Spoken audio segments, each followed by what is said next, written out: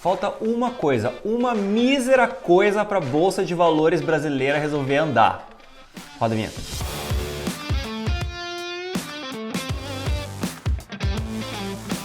Vamos lá, sempre que eu falo que a Bolsa está bastante barata, o pessoal fala, putz, mas e os riscos, né? O risco fiscal, o risco do Congresso, o risco juro tá alto.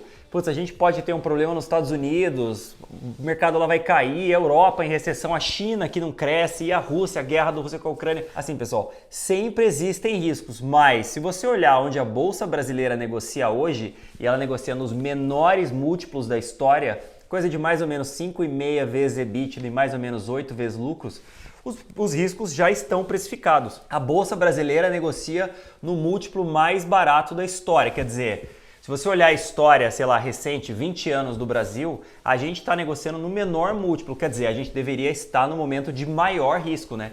E qual é o grande risco do Brasil hoje? Na minha humilde opinião, é o risco fiscal. Então o governo pode gastar demais. Eu acho que esse plano deles de gastar mais e aumentar a arrecadação é uma tragédia a longo prazo, porque basicamente vai matar a economia, né? O Brasil já é um país que cobra muito imposto, então se cobrar mais impostos ainda, vai ficar pior para a economia, né? O empreendedor vai investir menos, o pessoal vai mandar dinheiro para fora, a economia não vai andar. Então não funciona, mas mesmo assim, todo aquele risco de quebra, né? Risco de tragédia, o risco Dilma que a gente tinha no começo do ano, com o Lula falando que gasto não era gasto, educação não era gasto, investimento não era gasto, nada era gasto, isso já acabou, ele até mudou o discurso, né? Não fala mais isso. Então assim, o risco fiscal hoje é muito menor.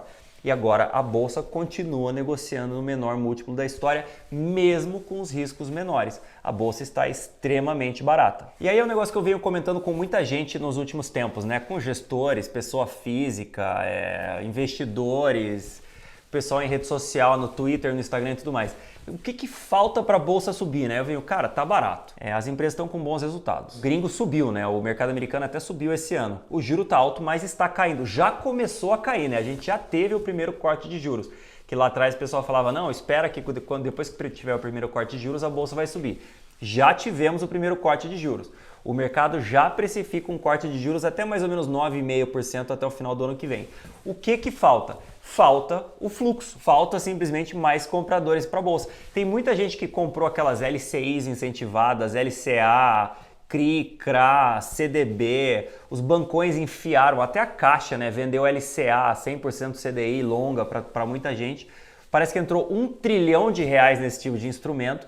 E esses instrumentos vão começar a vencer e esse fluxo vai começar a voltar. O último mês foi o primeiro mês nos últimos 10 meses, que os fundos multimercados tiveram uma captação positiva. Todo mundo sabe que os fundos multimercados são mais rapidinhos, né? Então esses caras vão comprar um pouco de bolsa, a bolsa vai subir um pouco, aí os fundos de ações vão ficar um pouco melhores, aí eles vão também captar um pouco e aí todo o fluxo volta para a bolsa, né? Então a única coisa que falta para a bolsa subir é o fluxo. O resto ou já está precificado, né, no múltiplo muito baixo que a bolsa negocia hoje, ou então simplesmente já aconteceu, né? E tem mais. Recentemente o Lira começou a falar em passar reforma administrativa. Então aquele risco fiscal, que é o maior risco da história do Brasil, o grande problema do Brasil é que o governo gasta demais, o juro fica muito alto e amassa a economia, né? Amassa o empreendedor, ninguém quer investir porque isso é alto demais. O Lira começou a falar em reforma administrativa e hoje 65% do gasto público no Brasil é gente. Então se ele dá uma mudadinha que seja pequena, de longo prazo, em como a gente paga as pessoas que trabalham no serviço público, não que fique ruim para eles, muito pelo contrário disso. Ainda vai ficar muito bom para eles, mas isso ajusta o gasto a longo prazo e pronto, resolveu o problema fiscal, resolveu o problema do déficit, vai sobrar dinheiro para o governo. Lógico, a gente não sabe se ele vai conseguir pagar isso ou não, mas, entendeu? Estamos no caminho, quer dizer, o risco foi reduzido ainda mais e a Bolsa simplesmente não precifica. E aí tem muita gente, inclusive, que fala que a Bolsa não, subiu demais esse ano, né? A Bolsa tinha subido uns 10%, agora está subindo uns 6, 7, por aí, 5, dependendo do dia. Não, a Bolsa já subiu demais. Cara, se você olhar a tragédia que é a Bolsa brasileira em dólares desde 2007, desde o segundo mandato do Lula, a Bolsa brasileira subiu 13%, isso mesmo, 13% em coisa de 16 anos. E o S&P, né, o índice americano, subiu também em dólares 219%.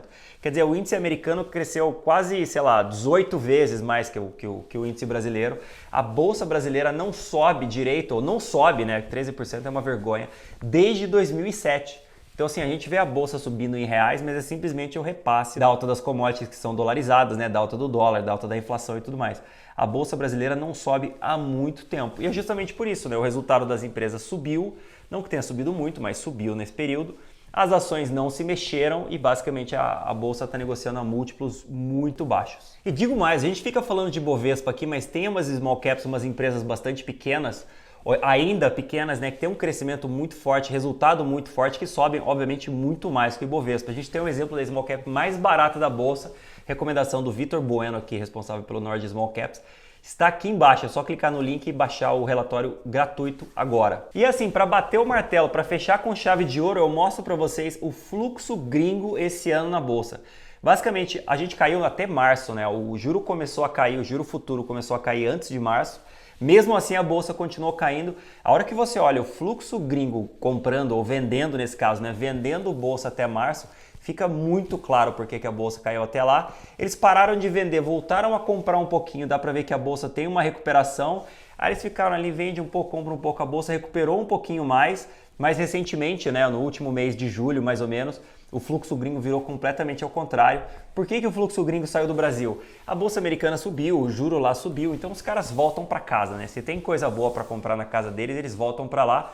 Quando lá está mais ou menos, ou eles acham que está mais ou menos, eles procuram coisas para comprar no mundo. Então assim, falta fluxo. Será que o gringo vai voltar ou não para o Brasil? Não sei. Talvez se o mercado americano ficar um pouquinho pior e o juro deles cair um pouco, eles voltam. Se cair muito lá, eu imagino que a gente caia muito também, né? Porque se tiver uma grande crise é difícil que o nosso fluxo consiga segurar a bolsa. Mas a gente viu em 2022 como a bolsa americana caiu uns 20%, né? Não foi grande queda, mas foi uma queda mais, digamos, espaçada durante o ano. Caiu uns 20% e a nossa bolsa ainda conseguiu subir.